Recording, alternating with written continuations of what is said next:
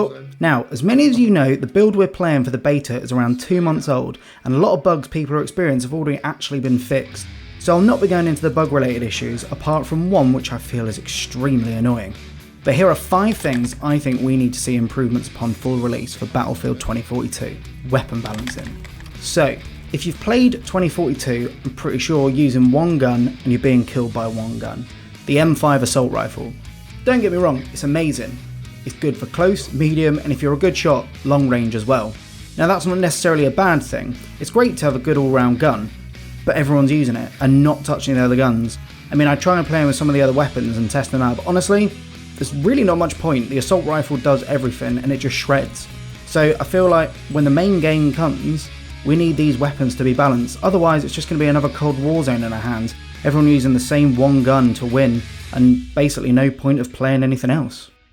Specialists. Now, point 1 leads nicely into point 2. Instead of classes like every other Battlefield have, they've gone with the route of Rainbow Six Siege and Overwatch and having specialists.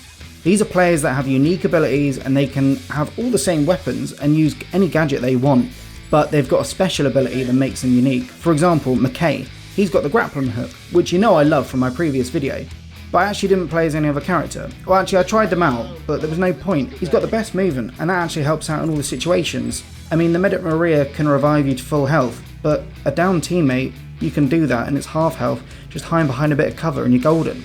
Boris puts a turret down, but as soon as Boris is killed, the turret goes as well. It's not much danger, to be honest, you can pretty much avoid it, especially if you're McKay, just jump out of the way. Another problem with the specialist is everyone looks the same on the battlefield.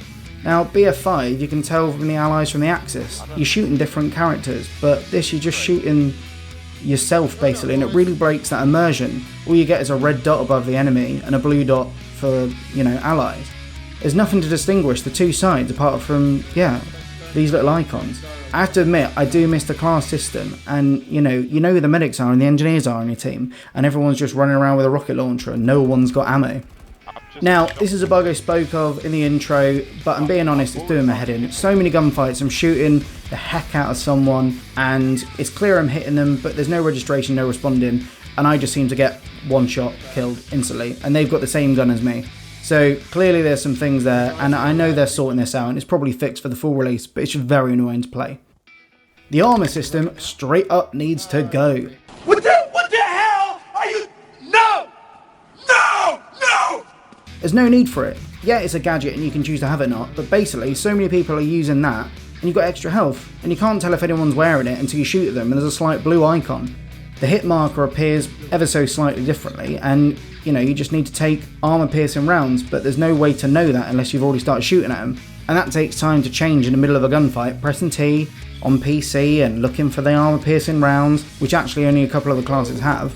Unless they can't aim, they're going to win all the time. It's a pointless addition, and I think it definitely should be removed, but that is my opinion. Tornado.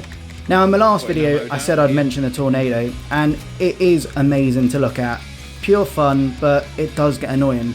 The HUD gets completely scrambled and flickers, and it just makes you more annoyed. Sure, yeah, it's cinematic, but once or twice it's fun. Then literally the entire battlefield just gets a bit annoying. Now, I know they've said it will appear on average 1 in 20 times, but I've maybe played 15 games, and I've had it about 5 times. It's good fun, but it does get old fast. If they sort the HUD out on all that scrambling, it'll be a lot more enjoyable as something that goes across the battlefield. I don't need indicators to see the big blooming tornado.